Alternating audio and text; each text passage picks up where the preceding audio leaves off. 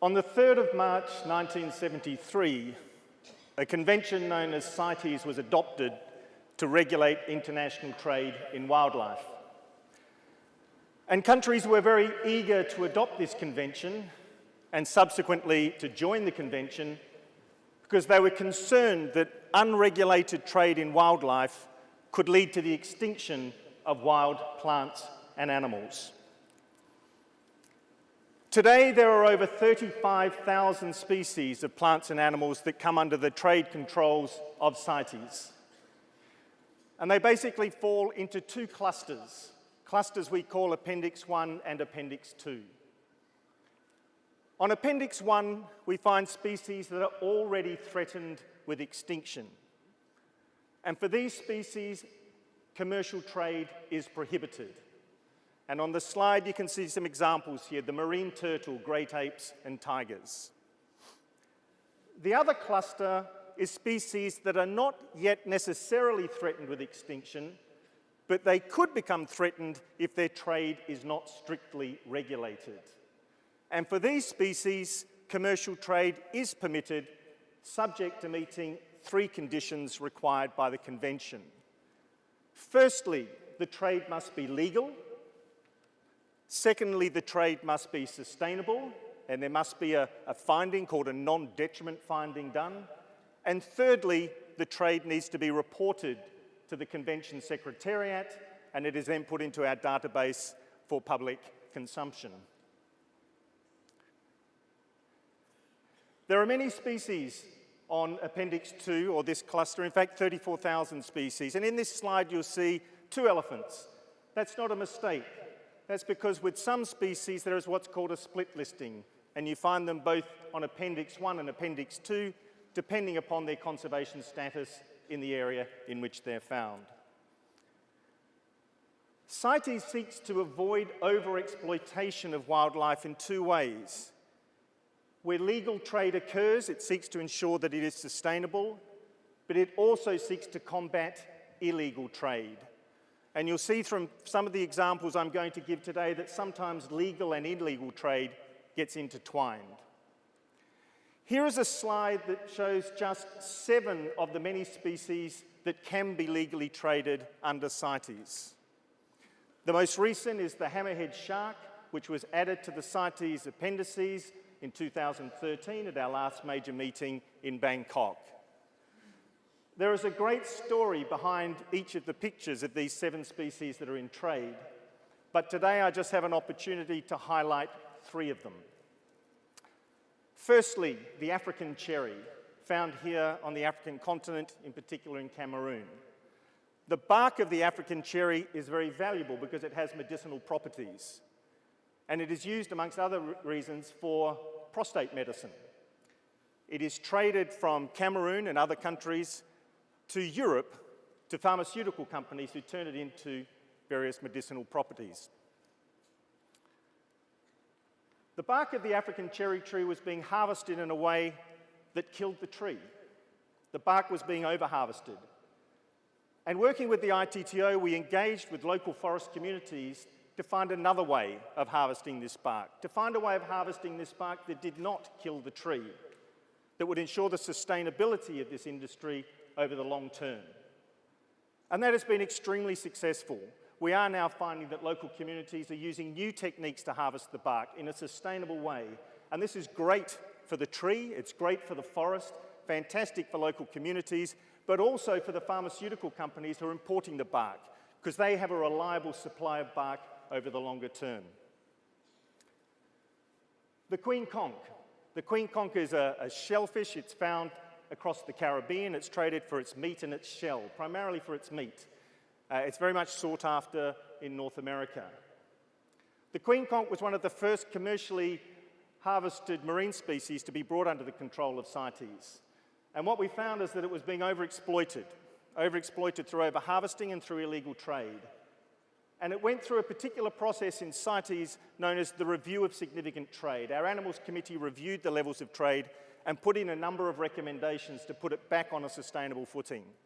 Working with the FAO, Regional Fisheries Management Organisations and local fisherfolk, the harvesting of the queen conch is now back on a sustainable footing, which is good for the queen conch, it's good for the local fisherfolks, and it's good for those people in North America who like eating the meat.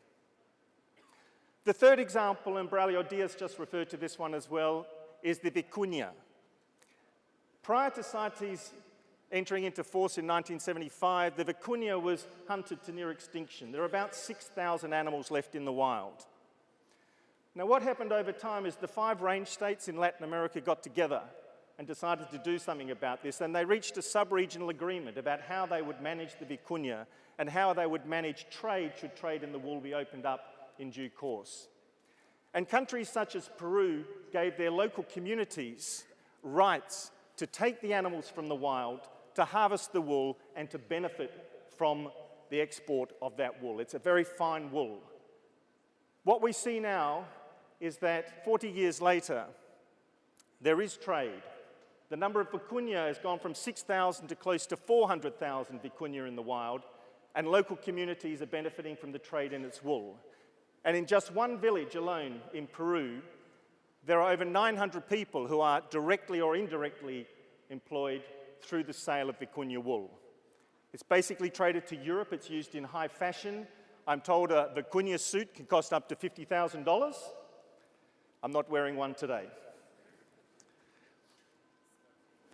There are, in fact, records in our database of over 15 million trade transactions having been authorised under CITES. And this is growing by about 1 million trade transactions per year. And I think, as you can see from the examples I just gave, these transactions can benefit both people and wildlife if regulated effectively. And while CITES has a conservation objective, it gets embroiled in all sorts of arguments to do with sustainable development, sustainable use, the rights of local and Indigenous peoples, national security, which I'll come to in a while, and also climate change, which was debated in CITES in the context of trade in polar bear. Do we still need CITES? It's been around for 42 years. Has it done its work? Can we move on? Absolutely not. In fact, CITES is needed more today in 2015 than it was in 1973 when it was adopted. When CITES was adopted, world population was in the order of 4 billion people. Today, it's 7.2 billion. That's an additional 3.2 billion potential consumers of wildlife and wildlife products. And here on the African continent, the population is estimated to increase from 1 billion to 2 billion between now and 2050. We've also seen fantastic increase in the middle class, a lot of prosperity generated, a lot of disposable income is available. We have the potential today, through unregulated, unsustainable or illegal trade, to wipe out a species in no time at all. If we add to that the fantastic advances we've made in the transport sector. In 2014, there was 1.1 billion tourist arrivals. There are 100,000 flights taking off every day. And there are over 500 million shipping containers whizzing around the globe every year. And then we're connected via the internet. We can trade with anyone, anytime via the internet. Now, this ability to transport people and cargo is a fantastic advancement, and it can be used for good purposes or it can be used for bad purposes. And what we find is that this legal transport network is also used by the organised criminal gangs involved in the illegal trade to transport their contraband. And the picture you can see in the top corner there, that is a depiction of the illegal trade route of illegally traded elephant ivory. And they put this contraband into shipping containers and they'll carry it through passenger airlines, through the legitimate air and marine transport sector, but they use it for illicit purposes. The illegal wildlife trade is now estimated to be worth up to $20 billion per year, and that excludes marine and timber. We are seeing industrial scale illegal trade in wildlife. It is increasingly driven by transnational organised criminal gangs, in some cases rebel militia, and in other cases by rogue elements of the military. It is a serious crime, and it's being treated as a serious crime alongside other serious crimes, such as trafficking in people, in narcotics, and in arms. This illegal trade is having a particular impact on species found here on the African continent. The African elephant, it is estimated that in the order of 100,000 elephants were slaughtered for their ivory in the course of just 3 years. The rhino, the white rhino. The white rhino, this is a great conservation success story. The recovery of the white rhino from less than 100 to over 20,000 here in South Africa is a great tribute to the efforts of public and private sector here in South Africa to recover this species. But this great conservation success story is now under serious threat.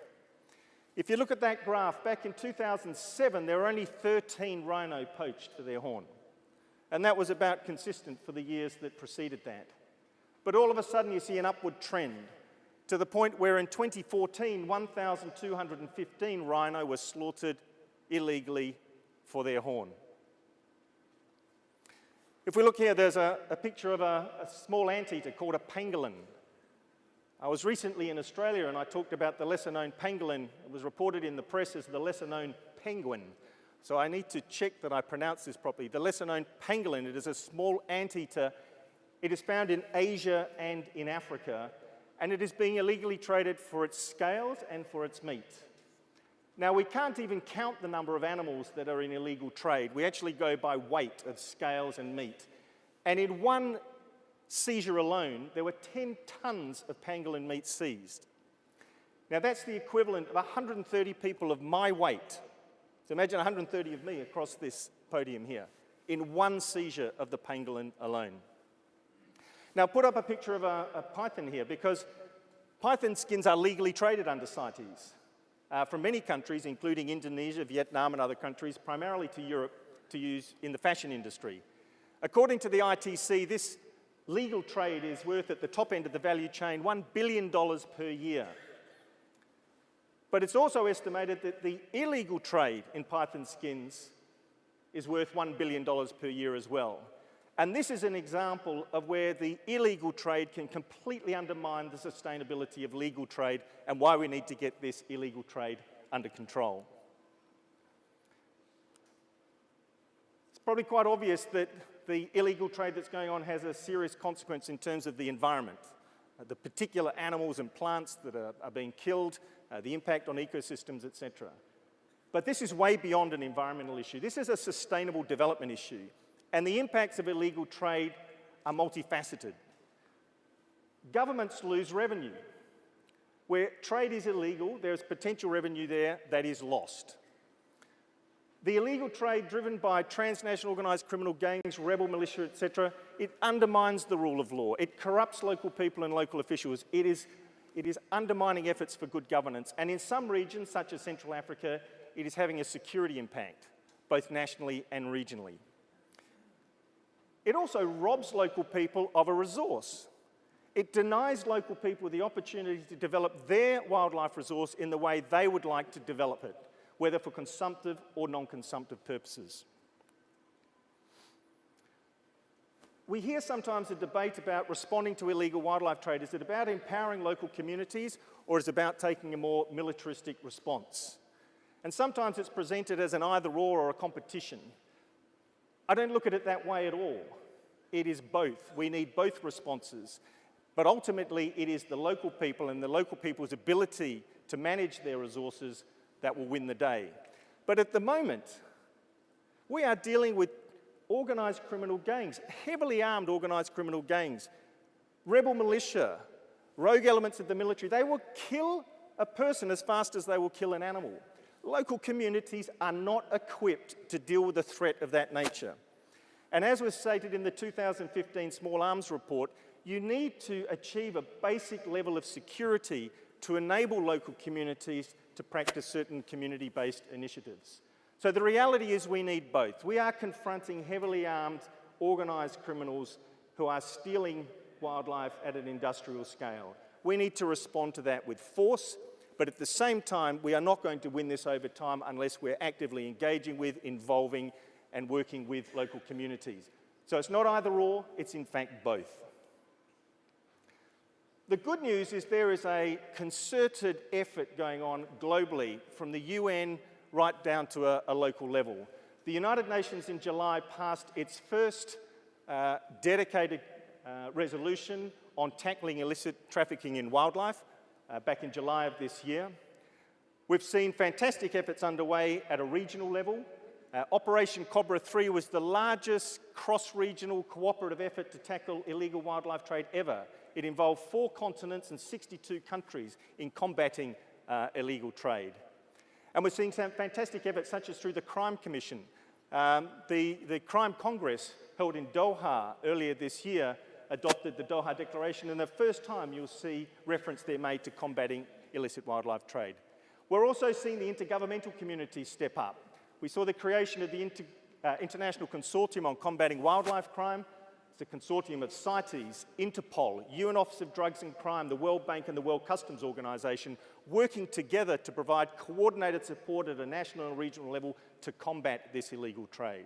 So there's a lot underway, and that gives us a great sense of hope that we are going to be able to turn the tide on this illegal trade. But colleagues, at the end of the day, the fate of the world's wildlife is in our hands, your hands and my hands. And the future of wildlife is going to be determined by the actions taken by each one of us, both as consumers and as citizens. I thank you.